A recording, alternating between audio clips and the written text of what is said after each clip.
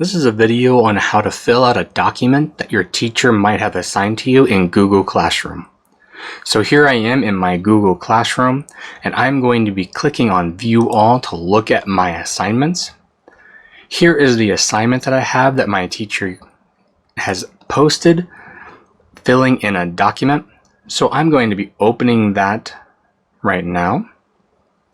We can see here that I have a slide that I'm supposed to fill out. I'm going to click on View Details because that's going to take me to my instruction page so that I make sure that I can see the assignment and any instructions my teacher has given me. So as you can see here, I actually don't have any instructions in here. What I'm going to be doing is clicking on my slide,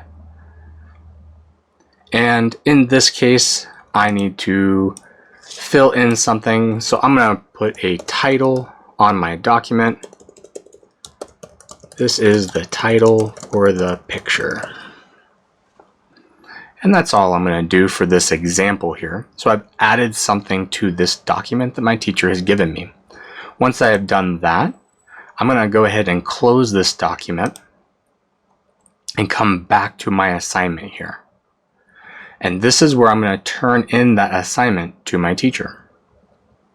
So I'm going to click Turn In. One attachment will be submitted for this assignment. Great. I'm going to turn it in now. And I am all set.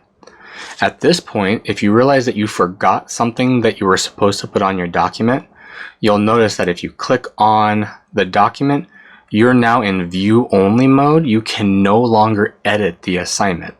So what do you need to do? Back here in our Google Classroom assignment, you need to click Unsubmit. Now that I've unsubmitted the document, now if I open it up, now I can add any additional information that I had forgotten to put on there in the first place. There we go.